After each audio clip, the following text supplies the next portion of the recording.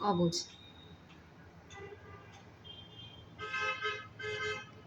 শীতের সকাল, কুয়াশার জন্য দূর থেকে কিছুই দেখা যাচ্ছে না। এমন সময় ঘরের তালা লাগিয়ে বর্ষা হেঁটে যাচ্ছে। বাড়ি থেকে বাজার পর্যন্ত হেঁটে যেতে হবে, তারপর অটো থেকে বাস, আবার অটো, তারপর গন্তব্য লেকের পাড়। পথে যেতে যেতে দেখা হয়ে যায় গনি ভাইয়ের সাথে। গনি: এত ভোরে শহরে যাচ্ছ বুঝি? বর্ষা: হ্যাঁ ভাই, আসতে আসতে সন্ধ্যা হয়ে যাবে। ঘর খালি, খেয়াল রেখো। গনি: ঠিক আছে, কিন্তু যাচ্ছ কেন? বর্ষা: যাকে কখনো দেখিনি সে দেখা করতে চেয়েছে। গনি: বাড়ি আসলে পারতো, কতদিন আর এভাবে কাটবে? বর্ষা: এজন্যই যাচ্ছি, বিনা গেছি, আর কত বছরই বা এভাবে কাটবে। আসি তাহলে। সকাল গড়িয়ে দুপুর হতে চলেছে, তবু কোনো খোঁজ নেই। অবশেষে অপেক্ষার পালা শেষ হচ্ছে। মনে হয় দূর থেকে দুজনকে আসতে দেখা যাচ্ছে। একজন তপু, অন্যজনকে? বর্ষা: আসসালামু আলাইকুম, আপনি কি তপু? তপু: হ্যাঁ। বর্ষা: তপু: আমাদের বড় ভাই টিটু। বর্ষা: আসসালামু আলাইকুম। তপু: কিছুক্ষণের জন্য মনে হলো সব কথা হারিয়ে গেছে। কেন এসেছে জানা নেই, তপুর সাথে কিভাবে ইংগেজড হলো জানা নেই। মাঝে মাঝে ফোনে কথা হতো, এ পর্যন্তই।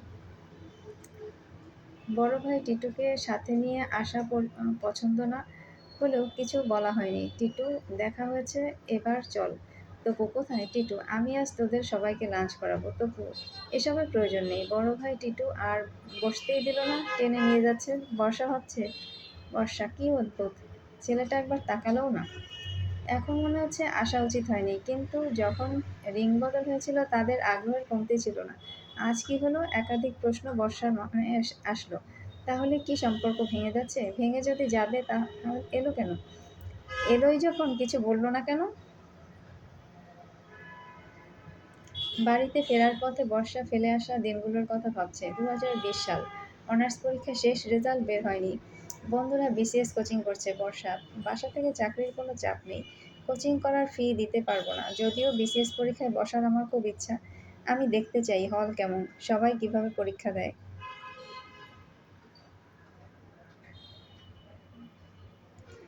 বন্ধু: চল, প্রফেশনাল সার্টিফিকেট তুলে রেজিস্ট্রেশন করি। বর্ষা: টাকা লাগবে? বন্ধু: অবশ্যই। বর্ষা: কি অদ্ভুত, আমার সার্টিফিকেট আমি নেব, সেখানে টাকা দিতে হবে? অনলাইনে রেজিস্ট্রেশন করা হলো, যথাযথ সময় পরীক্ষা শুরু হলো। পুরো হল পরিপূর্ণ। বর্ষা মনেই হচ্ছে না বিসিএস পরীক্ষা দিতে এসেছে।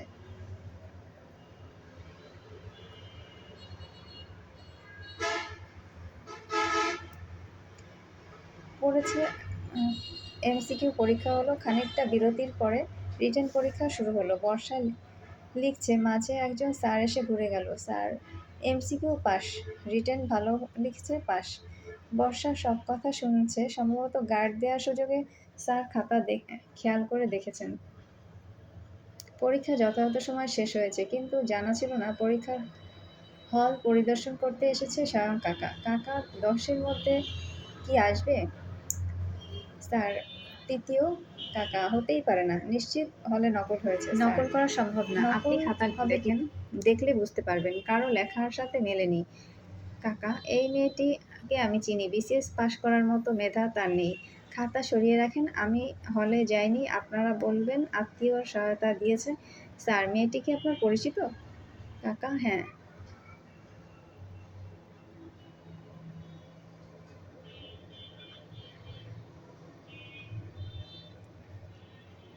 হ্যাঁ, আমার বাড়ির পাশে থাকে, লেখাপড়া ভালো না।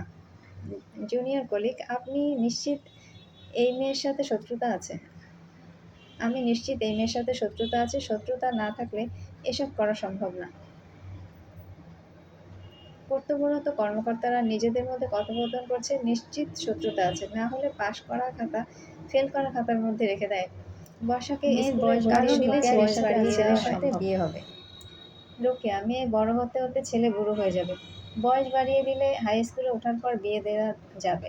রোকেয়া তাবিজ কবজ বিশ্বাস করে, মেয়ে এবং তার বাবাকে হাতে রাখতে চাইলে একটু ঝাড়ফুঁক দিতেই হবে। এটা তার ব্যক্তিগত মতামত। কাছাকাছি একজনের কথা শুনেছে, তদবিরে কাজ হয়। পর্দার আড়াল থেকে কেউ একজন কথা বলছে, যদিও তাকে দেখা যায় না।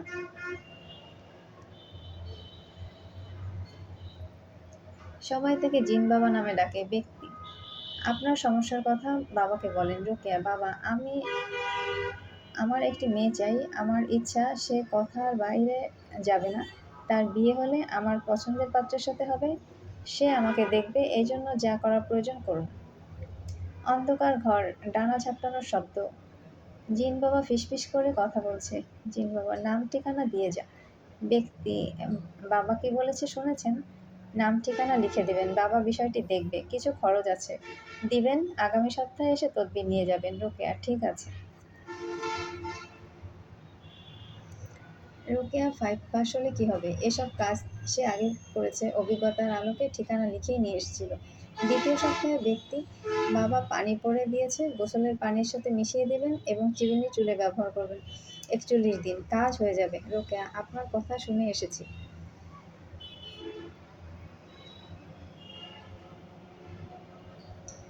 রোকেয়া বর্ষার গোসলের পানির বালতিতে পানি মিশিয়ে চিরুনি বর্ষার লুকিং গ্লাসের সামনে রেখে দেয়। পুরনো চিরুনি সরিয়ে রাখে। তদবিরের কারণে বিয়ে আটকে গেলেও রোকেয়ার পছন্দের পাত্রের সাথে বিয়ে না হলেও অন্য কোথাও বিয়ে হয়নি। এরকম সময় পরিচয় হয়েছিল তপুর সাথে, যাকে দেখার তীব্র আকাঙ্ক্ষা ছিল।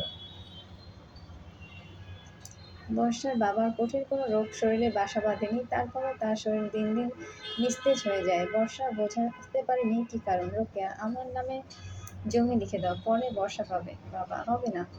রোকেয়া বারবার চাইলেও কোনো কাজ হলো না। রোকেয়া আবার জিন বাবার আসনে যোগাযোগ করে।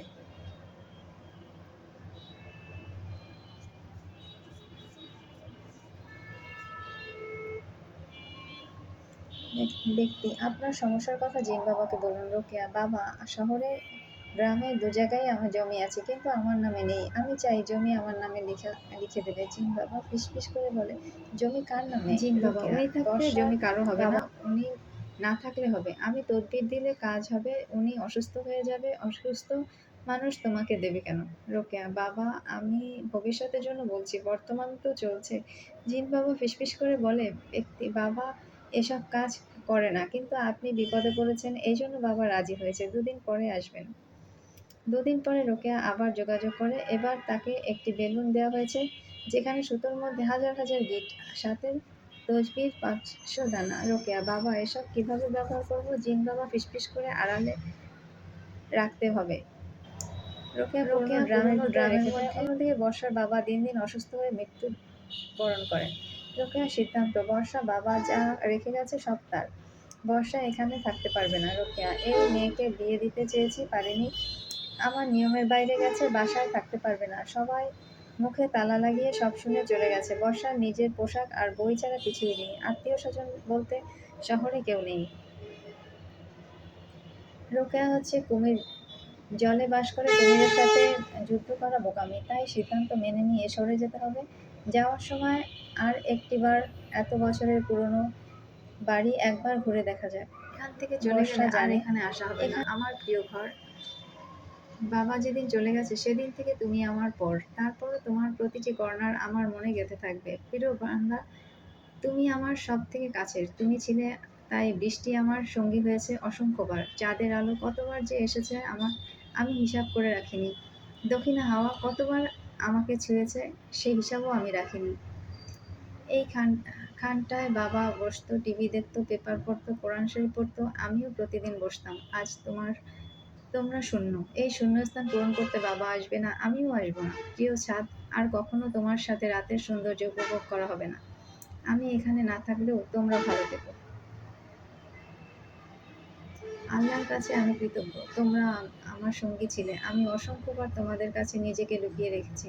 পুরনো এই ড্রাম দাদার কেনা, নষ্ট হয়ে গেছে। ভিতরে কি এসব? বেলুনের সাথে পেঁচানো সুতা, কম করে হলেও 1000টা গিট। বর্ষা আর বুঝতে বাকি রইল না, বাবা কবজ দিয়ে মারা গেছে।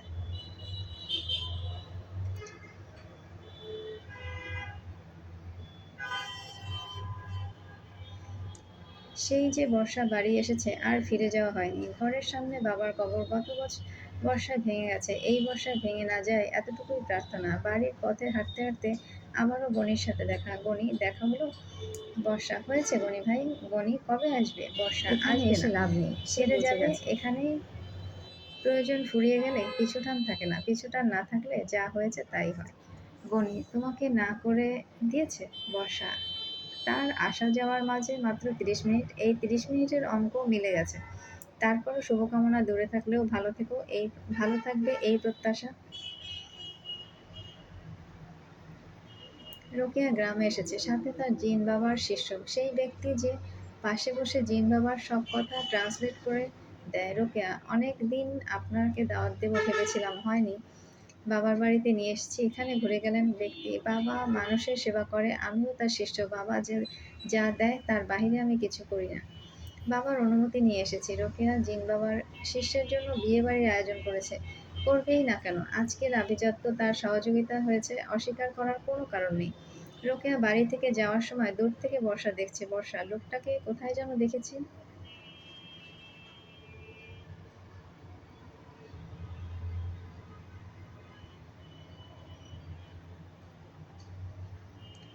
মনে করতে পারছি না। গনি হেঁটে যাচ্ছে। বর্ষা, গনি ভাই, ও বাড়িতে এত আয়োজন কেন? কার বিয়ে? গনি, শহর থেকে একজন নিয়ে এসেছে। রোকেয়া মামির বোনের মেয়েকে দেখতে এসেছে। দুপুরে তার জন্য আয়োজন করা হয়েছে। রাতে এফডিআইটিতে একটি পোস্ট দেখে চোখ আটকে যায়। তপুর সাথে একটির মেয়ে এবং টিটু খুব অন্তরঙ্গ সম্পর্ক। বর্ষা, এই লোকটি যেদিন বাড়ি এসেছিল এবং ওই লোকটিকেই দেখেছিলাম।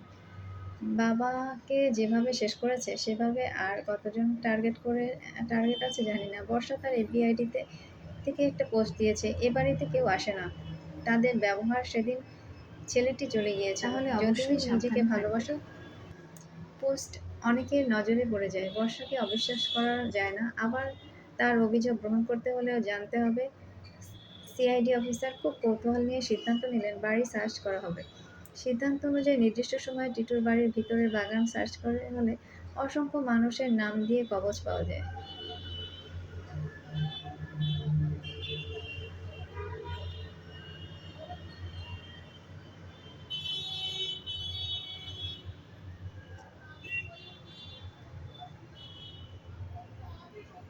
একটি কবচে লেখা ছিল বর্ষার বাবার নাম। কবচটি পুড়ে কালো হয়ে গেছে। কিছুক্ষণের জন্য থমকে যায় সবাই। সবার মনেই আশঙ্কা, এখানে আমার নাম আছে কি? এরপরে টার্গেট কি আমি? লোকটি এসব কি করছে? সবার মনে অসংখ্য প্রশ্নের জন্ম দিয়েছে কবচ।